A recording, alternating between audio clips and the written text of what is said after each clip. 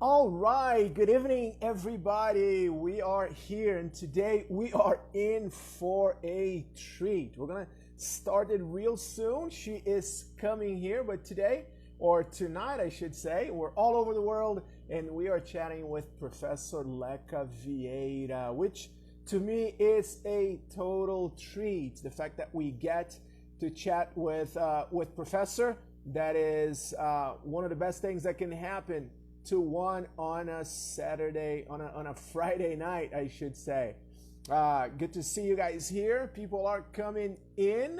Professor should be here any second now. I believe Instagram is letting people know that we are live, and we're happy to be here. I have a bunch of questions for her. Good evening, everybody. You guys that are coming in, good to see you guys. Tonight, if you're Brazilian, tonight is a great chance to practice your English. We'll go slow. We'll chat. Maybe we'll translate a little bit in the middle of it, but maybe I'll give you a shorter version. But tonight we're speaking English. We are talking to Professor Leka Vieira, a true legend of the sport, and she does live in the United States. She has been living there. I believe she's a citizen. And because of that, she is famous. Not only because of that, but she is famous all over the world. People know her for everything that she's done in the sport and for the sport. So even though we're both Brazilians, we will be speaking English tonight. Professor is very punctual. She's already here. And I want to waste no time and call Professor. Help me to welcome Professor Leka Vieira tonight. Leave your questions for her. She's joining us right now. All right. Good evening, Professor. So nice to have you here. Thanks for having me. Good night. Yeah, it's fun. It's a little bit surreal for me that I got to chat with you tonight. Very happy. Thank you for accepting the invitation. Of course, my pleasure. Nice. Nice. Did you have a good day today? Train, teach, getting ready for 4th of July? Yeah, trained jiu-jitsu this morning. Every day you train jiu-jitsu is a good day. Every day with jiu-jitsu is a good day. Could not agree more than that. I'd like to say, everybody, you're welcome to the party. Please leave your questions. And everybody, let me ask you for a favor. You can share the live with people. There's a little like paper airplane there. Share that with people. And I'm glad that Professor Leka is here, because it goes with both of our faces. And if they see her face here, they'll join us. If they see only my face, they're not going to join. But since she's here, they're going to join, and they can learn a little bit, and they can enjoy themselves listening to a living legend, someone who not only witnessed history, but made history. And it's such an honor and delight. All right, let me start. Let's start from the beginning. There's a lot of things that you have shared with people in these different interviews you've been through, but it's nice always to begin with the beginning of your journey. What was Leka Vieira as a child? Growing up, were you always competitive, hyperactive, kind of a shy kid? What were you growing up? What were you like growing up? Well, growing up, I have two older brothers, so I always been Uh-huh. competitive. I always have to fight for everything that I want, the desserts, Uh-huh. and who's going first and things like that. So from since Uh-huh. Uh-huh. early age, I remember to be very competitive, and I always like sports. I think my brothers were like a big influence on my life as far as like playing sports. And back in the day, you were able to play more outdoors. So I was playing Uh-huh. outdoors with ball or other kids. So very good memories. Yeah, I remember those days when we used to play outside. Those were the days. Those were the days. And so you were always an athletic kid, always athletic, always liked to play, energetic. Yes, I always like wanted to blow up some steam, definitely. You always add that extra energy. Nice. And like you said, growing up with siblings, especially older brothers, that's competition right there. Right out of the womb, you have to fight for everything. And I'm sure that has shaped you in many different ways. And growing up, you had different sports, different experiences with different sports as well, right? Yeah. What were those sports and what was the experience like? Um, I would play anything from soccer, and when I was in school, I used to play this sport called handball, and Uh-huh. where I became like pretty good at it. But unfortunately, I had a knee injury, and I had to stop my career. Because of the ACL? Yeah, I had an ACL injury, and Mm-hmm. obviously I couldn't like move the way I used to move before. And I Uh-huh. tried a few times after that, but it wasn't like a. It was very painful, so I had to stop.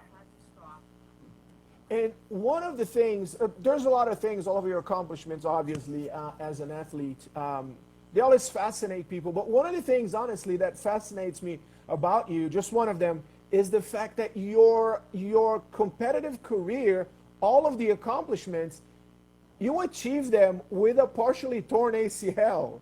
Because you had the surgery way after, like 20 years later, right? You fixed it. Yeah, you know when someone is My crazy. goodness. You know when Uh huh. someone's crazy when they say, I think I'm gonna try jiu-jitsu because I can't play handball anymore because I have a partial tear on my ACL. So Uh huh. for my whole career as a competitor in jiu-jitsu, I had a partial tear for 22 years. I fought and compete 22. with the torn ACL. I mean, and we get, I mean, obviously all the local tournaments and everything you did in Rio, in Brazil, but we're talking major tournaments. We're talking ADCC, three-time world champion, three-time Pan American champion, uh, um, the Oscar of Jiu-Jitsu. We're talking all of these with a severe injury, something that does impair performance. I've had knee injuries as well, and it's not a fun thing. But Yeah. you seem like I learned this after the fact. I never knew you were injured. I don't think I ever saw you complaining or playing the "I'm injured" card. I've never seen anything like that. I found that out later, like Yeah. after you stopped competing, actually. Well, when you face adversity, you have two options, right? You can be wanting everybody to feel sorry for you, or you learn Uh how huh. to deal with the adversity and just incorporate this as a part of your life. And I told myself, my goals, they don't care how I feel. I have big Mm-hmm. goals, I have big plans, and I'm gonna go after them. And it will hurt before I can tolerate the pain, so I'm just gonna keep going until I feel that I should stop. Uh-huh. And that's what you did. That's what you did. Is there? We'll go back to the beginning. I don't want to leave that, but is there anything you still desire as far as competition and as far as your career? Is there anything that you look back and you think, man, I wish I had gotten that. I wish I had the opportunity. I had the opportunity to do this or that. Anything like that, or you feel like you've accomplished everything there is to accomplish? Well, as a competitor, if you ask me, I would tell you that I wish I would have won all the competitions that I had it before. You know, Uh huh. I didn't lose many of them, but Uh huh. they hurt me the most because, like I said, I have a very good career, accomplished a lot of things. So the few ones that I didn't get it, of course, they hurt me. But I mean, Uh you huh. learn; it's part of the process. So you learn how to deal with the pain. You learn how to deal with the losses, and you just keep moving forward because you always have to think the next one instead of be looking at the last one. Um, the last one is just like a lesson, and you got to keep moving forward. So maybe if I would have lost the ones I did, I would never be the person of the fighter that I am today. So it's all blessings in my point of view. Exactly, exactly. They're part of who you become. You mentioned the lessons that come with losing. Uh, do you what major lessons has losing? Because a champion has to learn how to lose as well. Sometimes only winning can put you in a state of mind that is far Mhm. from reality. And when you lose, I think it's a little bit of a reality check. And it teaches you lessons. What are the lessons, or some lessons, or a lesson that you've learned through losing? Well, the losses taught me that that how to make peace of a loss. You know, how Mm-hmm. accept loss as a loss, and how to uh, just move forward and think about the next one. And I think that's the Uh-huh. biggest lesson that I took from my losses. I totally like make peace of loss. I lost a few times and I was like, it's okay, now I know how to lose. And Uh-huh. you always have to, I think you always have to blame yourself. You can have your coach, you can have everything, but I think you should always take the responsibility. So The I learned that, responsibility. you know, losing is part of the game, that you have to take the responsibility for the losses, and they help you to understand a little better how to go through loss and come back stronger. All right, all right. Yeah, that's a great lesson, and it transcends the mats, right? It's a lesson for us to have in life, to apply to life, because no one wins them all. That's just how it is in life. And as a young girl, you also won a lot. Actually, let me digress a little bit. Watching you as just a practitioner or a fan of the sport, I was a fan of the sport before I was a practitioner. But watching you, it always felt like you left everything on the mats. Winning or losing, you were there. You were there to finish, and you were there to kill or be killed. It feels like that from the outside when we see you competing. Um, but you won a lot because of that. As a young girl, winning consecutively all the time, just winning, winning, winning. Did that have an effect on you? In your Well, personality, mindset, all of these things? Was it negative, positive? I don't think it had any effect on me because I I always train hard and I always work hard, and was just part of what I do and who I am. So Uh-huh. I never got cocky, or I never thought I knew everything because I was winning. It's just Uh-huh. winning is very addictive, and I just wanted to keep winning as much as I can, not to Uh-huh. prove anything to anybody, but to prove to myself that I could be the best best like I could.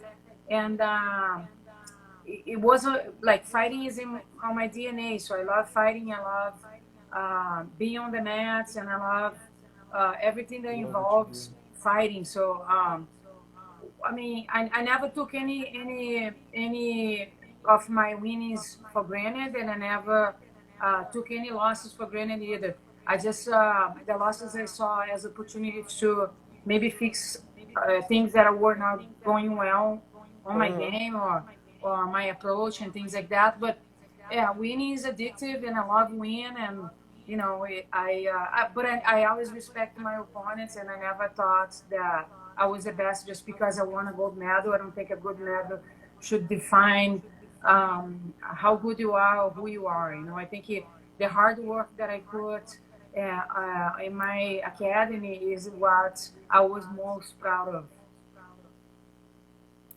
That's awesome. That's very inspiring and somewhat unusual. Somewhat unusual when you're young and you win a lot. It's maybe even inevitable that you will get a big head. You Yeah. feel like you're better than others, even off the mats. And that's unfortunate. And I feel like you're very privileged. And obviously, people, family, friends, they should be proud of you for that because Thank it you. is the exception, not what happens most of the time. Well said. Very nice that you got to go through that, keeping a good head on your shoulders. And let's go back to that beginning. You said, you know, you only wanted to prove to yourself, not to others. You just wanted to win. It's something you love doing. But the early days, when you started jiu-jitsu, the early days wasn't necessarily a fun age for women, right? It's a Yeah. sport dominated by men. Very few girls were a part of the jiu-jitsu community.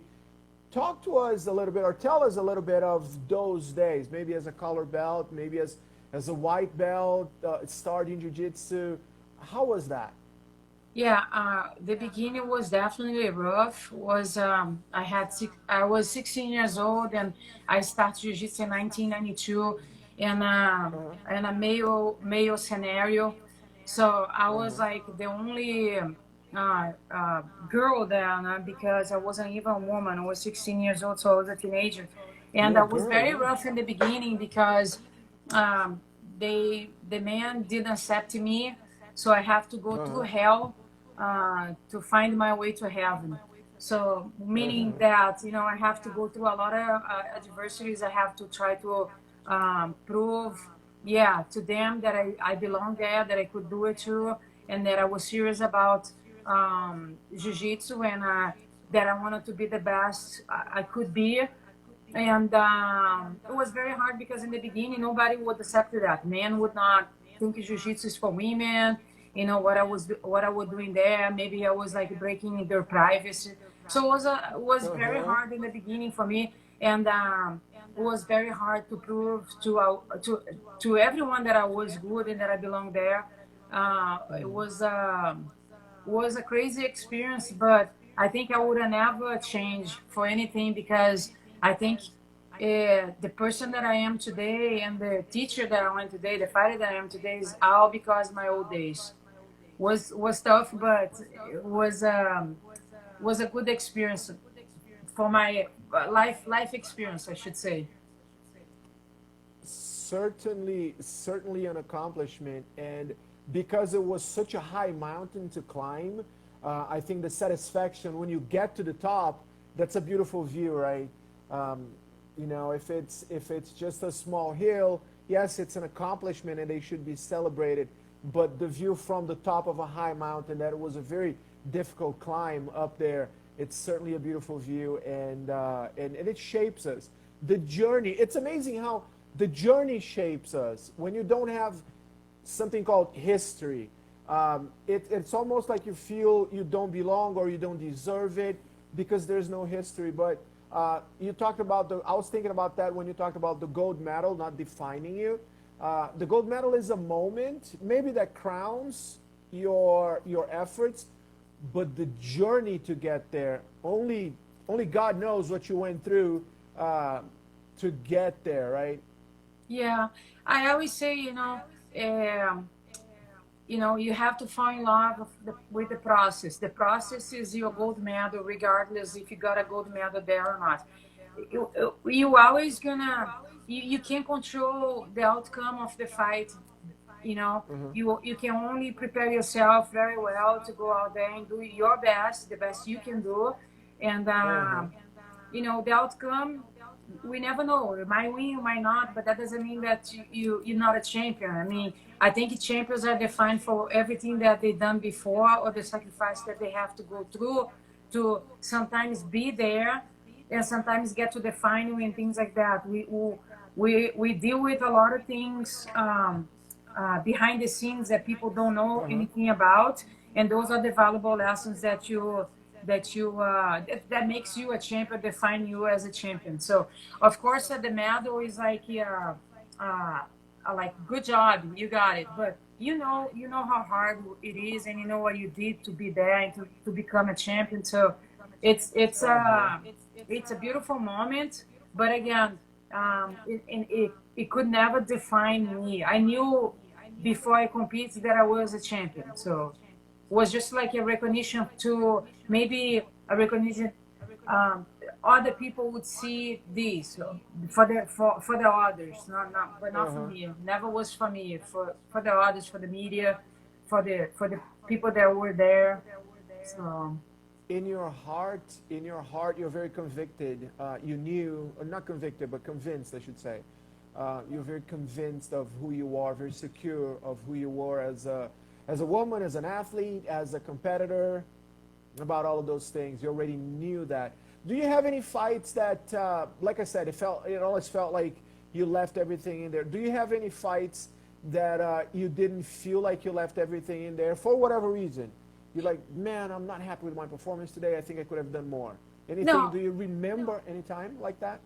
of course, when you lose, you always ask yourself what happened, Uh huh. and things like that. But when I ask myself after a loss what happened, I would be like, man, I gave my all, you know. And we don't wake up the same every single day. So, you know, I knew that all my losses, I gave everything that I got. Obviously, you Uh look huh. back and you say, if you look at the tape and things like that, you go like, I should have put my hand here or my hand there. I should have Uh been huh. faster or slower. I should have stayed in this position for longer. But it's all technicalities. I never Okay. look in a fight, or I never ask myself like, why you didn't prepare well for this fight? Why you didn't Uh huh. diet properly? Why you didn't train uh, the way you're supposed to train? Why you didn't sleep the way you're supposed to sleep? So Uh huh. I had no questions for myself as far as like why you didn't do your job, you know. So the Because you questions always did were it. was a lot of times like technicalities and Uh huh. other things that were really not on my control. So um, of course, like I said, I don't like to lose, okay, but Mm-hmm. yeah, I kind of like learn how to make peace to for the times that I lost, and I just Uh huh. I always think about the next one, put that one behind, and move on to the next one. Move on. Always not dwell. Even on the victories. Sometimes people dwell in the good old days, but but the good old days, they're gone. We got to live Yeah. today, and maybe even think about tomorrow. Do you, when you're fighting, just going into your mind as a fighter, not only as a competitor, an athlete, as a fighter, physical combat with another woman, or maybe even man, because not competitive, but it's a competition at the Mhm. gym on the mats all the time. Do you ever think of like breaking them mentally? I'm gonna do this now as part of the mental game. Be it the St. Kilos side control pressure, something that you do not for points, but to break them mentally. How does that work? Well, first of all, every time that I'm even training with someone, and I always think about the self defense aspect of All jiu-jitsu. right. So I'm there for maybe 5 minutes, or I will be there for an hour, 2 hours. Too. I'll be there for how long I need to be there. So I think this is like Uh the huh. surviving mode kicking in when I fight. Um, Second of all, how I like to break someone mentally is just distributing my weight the best way possible. So every time that I have an opportunity to drop the weight and stay and tire them out, that's I think the Uh best huh. way for me to keep my my energy going. And I know because this person give you signs that they're getting tired, or it's too much weight and things like that. So the more I feel that the person is tired, Uh huh. I feel more energetic and I feel good about it. So that's how I do. Like you grow. That's how you do it. The Exactly. Leka Vieira style. Nice. So your way, your main way of breaking your opponent mentally is cardio. Yeah, Get I would their say stamina I down, cardio. I think you have to be comfortable in any position, even if the Uh-huh. position is not a position that benefits you. Keep it calm, and this is the way, because for every position has an exit. You just have to find this exit, Mm-hmm. and you have to Uh-huh. be able to deal with pressure, deal with uncomfortable positions the same way you deal with good positions, comfortable positions that work for you. Mm-hmm. Did that take a lot of time for you to learn, or was it actually like always kind of intuitive for you? No, it took time. It's I think I think I'm gonna be. It's like my 29th year training jiu-jitsu, so 92, right? it's a lot of mat time, a lot of ass kicked Uh-huh. that made me realize that I had to change some things on my game, or and most Uh-huh. likely the mental game, because this is what makes the difference in the end. The mental game, you consider that to be the most important aspect of the game? Yeah, the mental game. I mean, if you prepare mentally, you there for whatever. Uh-huh. You're not gonna panic in any situation. You know that for every position we have escape. So we just have to uh, keeping having a very good defense, because if you expose your neck or arm, or any other limb, the fight can be over. So you have to be able to control all these areas of the game, and the mental game, Uh-huh. knowing that you're there for 5 minutes or you're gonna be there for 2 hours. So that's why your breathing, your cardio, you always have to be in shape to any situation. And like I said, I see jiu-jitsu primary as a self-defense. So I always try to protect myself, rolling with someone on my mat, or being ready for anything that can happen anywhere and any time. Hmm. Where did that mindset come from of seeing jiu-jitsu? Because you started competing very early, but you have this mindset, even almost 30 years later, in your mind, you always see jiu-jitsu as a self-defense art, as a self-defense tool. Where did that mindset come from? Well, the mindset coming from uh, being 16 years old, trained with grown-up men, and they Okay. suffocating me, they choking me, they wanted to break my arms, putting out their weights, training with a bunch of times with guys that were so heavy, so strong. So Uh-huh. it's it's the self-defense mentality. You have to last because you need to protect yourself. You have to save yourself. So panicking is not an option, because when you're Not an panicking, option. it's over. So you have to keep a strong mind and understand that feeling pain is not that bad, and you have to go through some things so you can find your way out. Do you dialogue with yourself during the fight? Like, oh, Leka, you're so stupid. Why'd you let her get that grip? Or, oh, let's do this now. Do you have a going conversation? uh, the conversations that I have with myself is more like I try to keep my heartbeat under 60 or 70 Wow. beeps per minute. So when I know that I'm above these, I tell myself, let's take a deep breath, let's rest here a little bit, bring your heartbeat low again so you can keep going. You can't fight this way Uh-huh. because you disoriented. If your heartbeat is too fast, you're doing things. You can be spazzy, you can be like going crazy. Uh-huh. Mentally, you're not in the right place. So let's bring it down. Let's take a deep breath and let's refocus and do what we do. Those are the things, because the jiu-jitsu is a game. So I have to anticipate their moves, but at the same time, we don't know what the next move is going to be. So if I Uh-huh. think too much ahead, I feel that I'm fantasizing something because it doesn't even exist yet, or it can take a turn. But at the same time, you can be frustrated when something happens, like if you fall on the bottom and things like that. You have to find your ways to breathe, to survive, and to keep your heartbeat low. Therefore, that you're breathing well. You're not over reacting, or it doesn't have too much air into your lungs. So I try to control all Uh-huh. these when I'm fighting, and that's the only thing I'm worried, like not worried, but it's the only thing that I try You to keep concern. a hold of. Nice, nice. It helps you make better choices when you're not stressing out about your heartbeat. Definitely.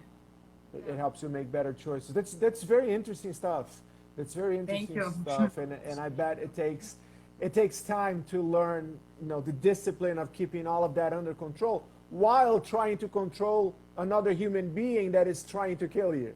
Yeah, it takes a lot of beating. It takes a lot of beating. As an old man on the mats every night, I know how that feels. Yeah. Training. I'm 47, and I'm training with men that are under 30. Most of the men I train with, so Yeah. I understand that completely.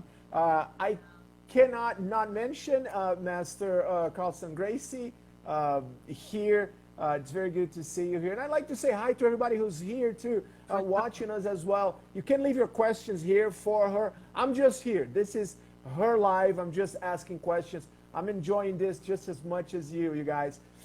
Speaking of that, Professor Zach Cobra, he's based out of New Jersey, and he left a question here for you. Sure. Regarding women.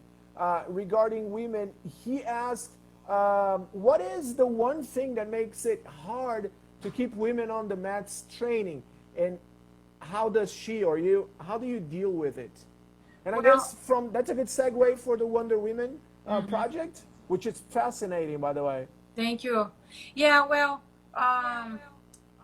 to keep women on the mats, I mean, it can be hard sometimes. I think it's all about the atmosphere. When you feel comfortable and you have a good experience, you might want to stay. If it's a little bit too intimidating, and you might want to go. So having other women on the mats definitely helps. But I think what keep men or women on the mats is the atmosphere. They have to feel that they found their home. When you have this feeling, I know you're gonna stay. So I think we always have to be respectful, being humble, and try to understand why a person look for you to start their jiu-jitsu career. Many women look for jiu-jitsu for many reasons. They might were sexual abused before. They just maybe want to get in shape, or they wanna pick a fight with someone else. They want to learn something new. It's many reasons, but I think what keeps anyone, regardless for men and women on the mats, is the atmosphere.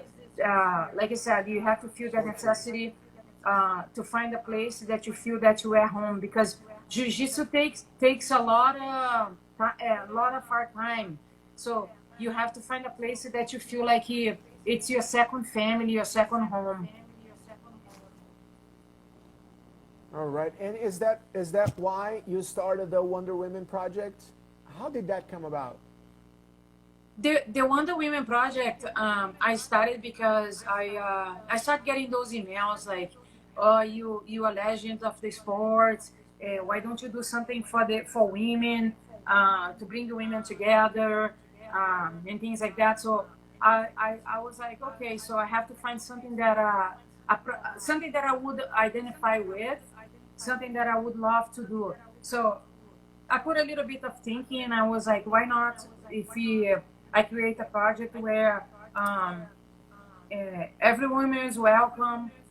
We don't have any political associations, or we're not associated with anything, but we just want to share the passion that we have for jiu-jitsu. With that being said, we start doing our open mats, and where any women could come for any school.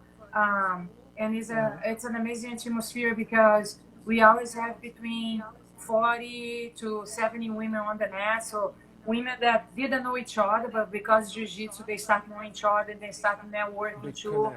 Yeah, and become a friend, or become like a supporter of the same community. So we had this project for almost 2 years. Unfortunately, not like this year. We couldn't do one event because of the coronavirus, but we're there, and hopefully next year, when things settle, we will be able to keep our project going.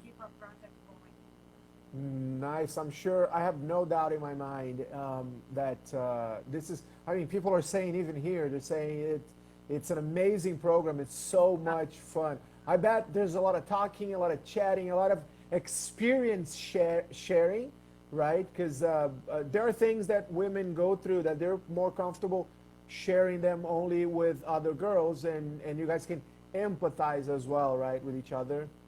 Yeah, definitely. It's like I said, it's a great thing because we can now network and find out a little bit more about ourselves and share with other women. And sometimes I hear so many times I'm the only woman in my gym, and I'm going through this and Uh I'm huh. going through that. So then they have a chance to talk to each other, and then they find out, oh, I'm the only women too. I'm going through this. So it's a great thing that they can share their opinions, share positions, share their questions. It's a great thing. There's a good sisterhood there going on. That's very nice. That's very nice. And I suspect it goes way beyond just jiu-jitsu. You guys probably have the experience of helping and the opportunity of helping each other in many, many ways. Congratulations for that. Thank you. It's a great initiative. It's a Thank you. great initiative. I wish you all the best in all of your projects, but this seems like a very special thing. And you said that what keeps women on the mats, and not only women, but men as well, or any and everybody, is that they feel that the academy or the school is their second home, their second family. What does Leka Vieira do in, like, at Checkmat Valencia? What do you do to make people feel like that? Do you take them to Six Flags right there in the backyard? What do you do to make them feel like home? Well, Feel at home, I should say. I have a great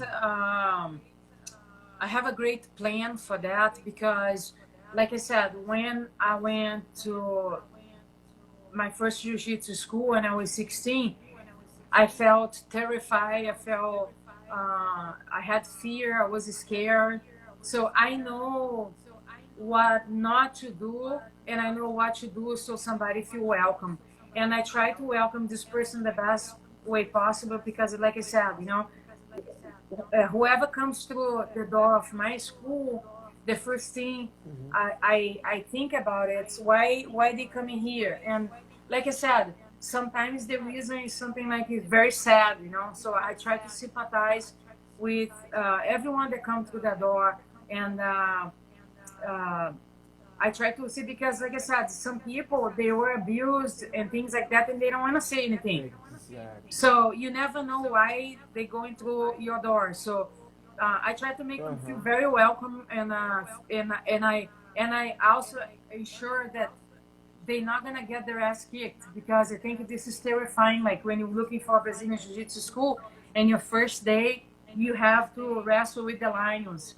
I think you have to like give Uh-huh. a person a Uh-huh. chance to learn, to show what you are about, what your school mentality is all about, and then we go from there, right? Like when the person sign up and they start, evolving, and then To they wrestle. become having their own little competition going on too, which is very healthy for everyone. Mm-hmm. Healthy competition is great.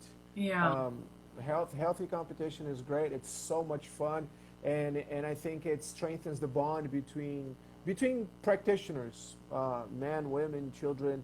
I think it's very nice. It's good to hear that. Um, we wish that that all of the places would be like this, and I think we're moving towards that. But I think there's still some work to be done. Would you agree? Yeah, I do agree. A lot of, but I mean, it's like I said, it's a matter of mentality. You have to have it or you Mm-hmm. don't. You know. Yeah. Yeah, so true, so true. Now we moved around a little bit on regarding your journey and your experiences as a person, as an athlete. Let's go back a little bit. 1999 world champion. Then you moved to the States. How did that happen? Let's talk about the world tournament. Um, how was that experience? Because that was history right there. Yeah, being able to win the world championship as the first female black belt to win the world championship was a great Fantastic. experience. And you know, like you said, history was made that day. I obviously, being 23 years old, I wasn't thinking about making history, and I couldn't care less too about making history at that time.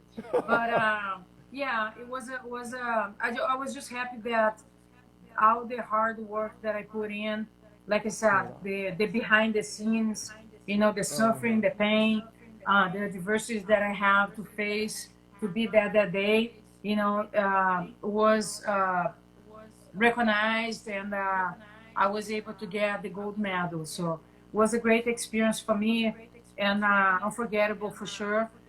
And then after that, in the year of 2001, I moved to United States of America.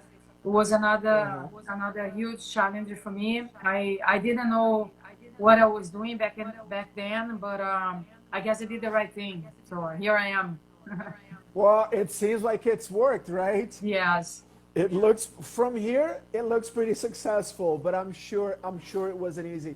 Having lived in the United States for like basically a major part of my adult life, I moved to the States when I was 22 as well, Wow. and I moved back to Brazil when I was 40. Oh, So it was in LA actually. oh, I know how that goes, all the adaptation, language, culture, food, and everything, friendships. yeah. But for you, I guess there is another element as well, because in your field, there weren't many academies, were there?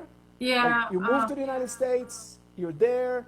Where do you train? Where do you work at? How did those things come about? Well, when I moved here, it's like you said, it was jiu-jitsu was something that was very rare. Um, Uh huh. so I think it had like five jiu-jitsu schools, and that's it. And I was fortunate enough to have an opportunity to teach at Riga Machado School on the South Bay. Well, that's how I started teaching here in the United States. And like you said, it was very hard to find everything. Like you said, the food, place to work out. I was fortunate enough to have a Gold's Gym that was 24 hours, very close to me.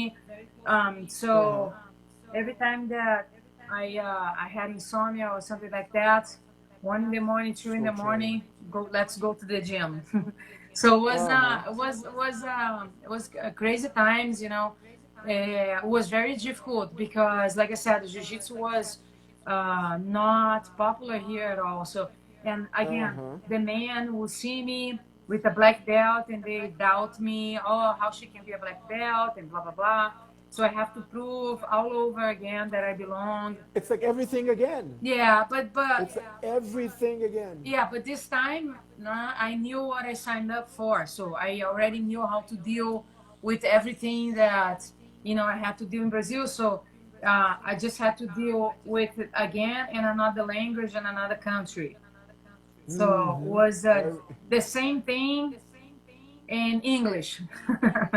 The same thing in English. Like rewind and do it again. Oh, Yes. the kicker is now you do it in English. Now you Yeah. choke American man. In LA, you meet everybody from everywhere. So Yeah. now you choke non-Brazilian man. Exactly. And I guess you did it. You not only survived, but you made a name for yourself. Yeah. Very successful as a professor as well. And what I like in talking to people, now jiu-jitsu BJJ is exploding in the United States. It's great. It's in most states, or maybe every state. California obviously being the mecca of it. New York, great jiu-jitsu academies. It's basically everywhere. And women practice. Many women, thousands of Yes. women practice. But if that is happening today, you have a significant part in the expansion of the sport in the United States. True pioneer. Like you said, not very many academies, just where to train, much less training with women alone. Hmm. You started, to my knowledge, I don't know, but to my knowledge, I think it was the first women's class in LA back in the day. Yeah, I think so too. Yeah, like I said, Higan gave me an opportunity to teach in his school, and I had a women's class in his school. That was back Mm-hmm. in 2000 or 2001. 2000. Uh huh. Yeah. And I was the first Yeah. black belt in America, first women black belt in America too.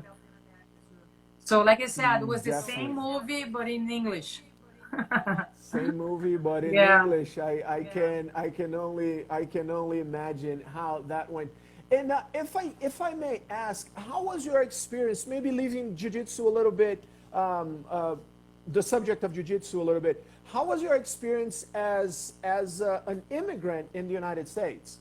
You get there, you have a dream, you have a sport that you're good at, but there's a lot of the bureaucracy, the adult things, right, that you have to go through. There's Yeah. papers, there's immigration, you have to establish yourself here. How was your experience in that? Because now it's been around 20 years, and you're totally established there. You have a family, you have a husband, you have children, beautiful children, Thank you. and but it didn't start like this. You started from zero as an immigrant just like everybody else. Um, how was that experience? Well, the experience was like nerve wracking sometimes. Obviously, I came to United States with a tourist visa, and then Mm-hmm. I got my work permit Uh-huh. a few months later, and then I have this work permit for like almost, I believe, like 2 years, and then what was bad for me at this time that I missed three world championships that were in Brazil because I was stuck here. True. So I couldn't go Uh-huh. to Brazil to compete on those world championships when I was in my prime because obviously the visa problems and things like that, and didn't want to be illegal in the country. So in the Uh-huh. same time, become a citizen in the United States is a lot of money that you have to spend. So I didn't have the money to afford to pay the lawyers and the fees and all these things. So I have to kind of like uh, give a step back and gather this money, gather all this stuff that I need, find a lawyer. So after a few years, I got my green card, and um, then it was like more freedom for me. But then Uh-huh. the world competitions, like the world championship and stuff, they start being in the United States anyways. But the whole process, if you wanted to be legal in the country, it's you're gonna spend a lot of money, and you have to have like a special ability. And that's Uh-huh. what happened when I went to the lawyer, and he keeps saying that I was outstanding, that I was outstanding. Outstanding And skills, right? so then I was able to get my green card, and then Uh-huh. after a few years I got my citizenship. But was all worth it. I feel like it was the best thing, the best investment that I did on myself. I take a lot of pride to say that I'm a citizen of United States of America. It's the country Mm-hmm. that um, received me with open arms, and has a lot to do with my story. And I love this country, and I love to live here, and I'll do anything for this country A proud American citizen, for sure. a country that, like you said, received you with open arms, took you in. I share the same feeling. My children are American. My wife is Brazilian. My Mm-hmm. children are American as well, and yeah, we share the same feeling. The United States was very good to me Yeah. as well. No complaints. Um, only good things to say about that. Now, I want to go back to another question. We're almost done. It's 10:49 here in Brazil.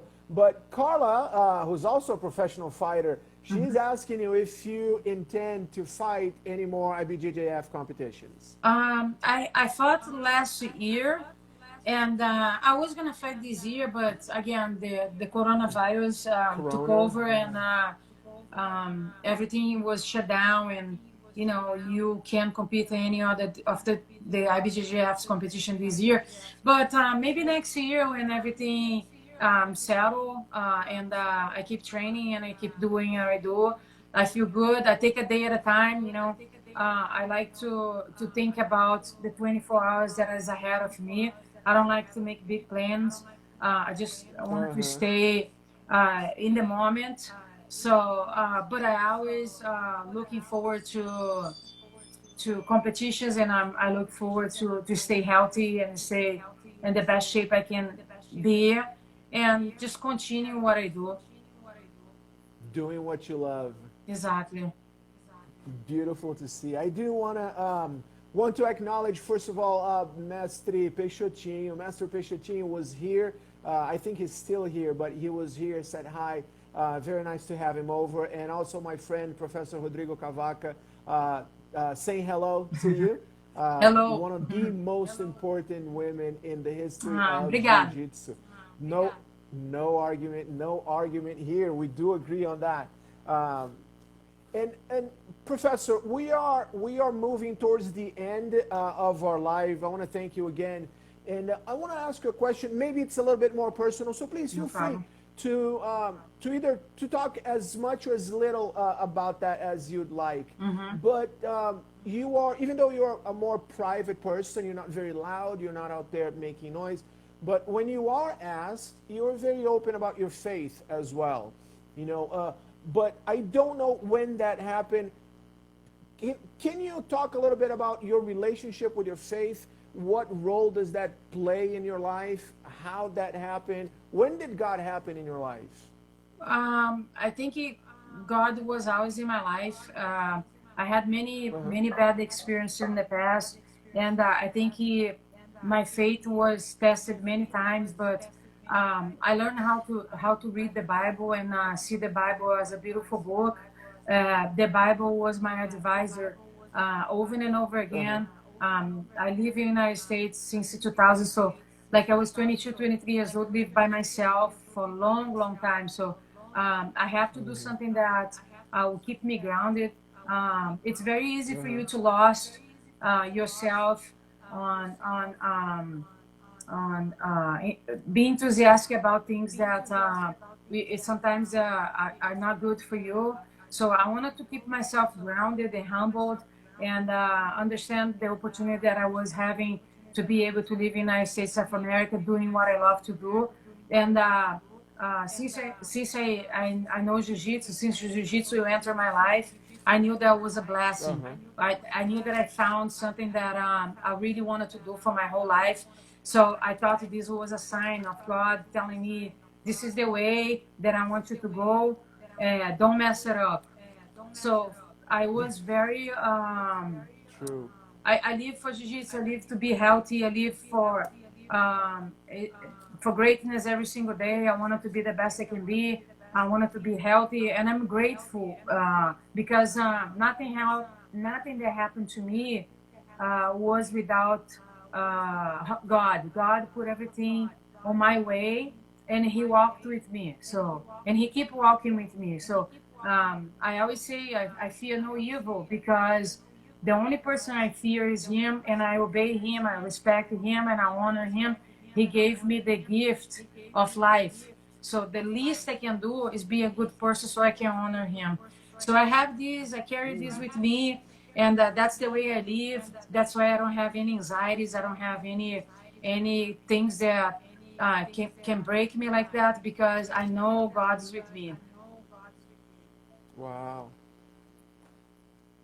Wow. Let me catch my breath. Yeah. No, it's definitely inspiring to hear. I guess you can't help it but be grateful, right? Be thankful. Always thankful. It's amazing. I normally say that, and I truly feel like that you cannot break a person that is grateful for everything. You don't have a sense of entitlement. You don't feel like you deserve everything handed to you. You just feel like everything is a blessing that He's been in your life, blessing you, guiding you, instructing you, protecting you, providing, and it's impossible to not be grateful. And that person, just by that feeling and that conduct, like you did beautifully described, that person is unbreakable. You know, because sometimes there are dark nights. You know, when you cry, there's always tears, but morning comes, and it's very hopeful. As long for me to hear, as long as God is with you, you should fear no evil.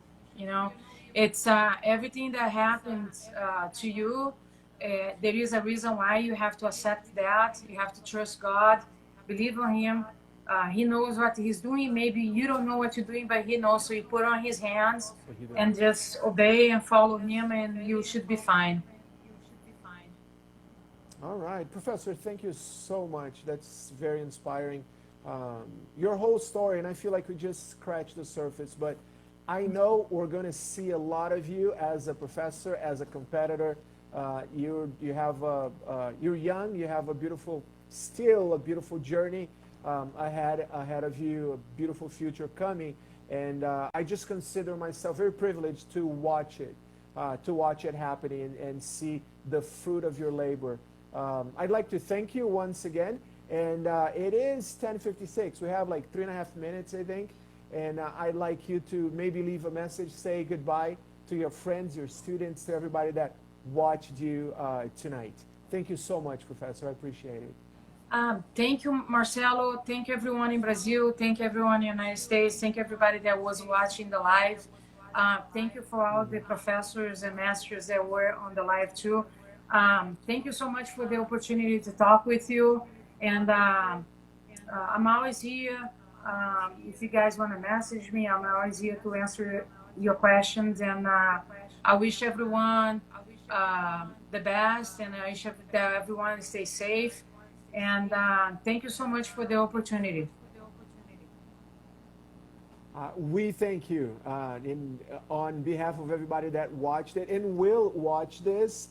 We thank you so much, Professor. Thanks for giving this time to us. Go enjoy your family. Get ready for barbecue tomorrow. Enjoy the day with your children. I hope it's sunny in Valencia. Yeah. And have a great time with your family.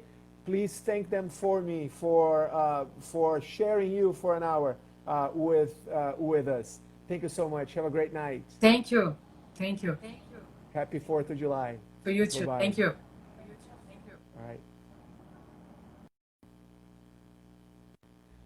All right, all right. So there you have it. Thank you so much to everybody that stayed here to the end, everybody that watched the live. Professor Leka, it's certainly such a true delight to hear from. Great story, great person, a sweet person, very wise, even though she's young, very wise, and was wise even as a young woman. Thank you so much. I'll see you guys on the other end. I'll see you guys for the next live. Who do you think we should do next time? Who do we think we should interview next time?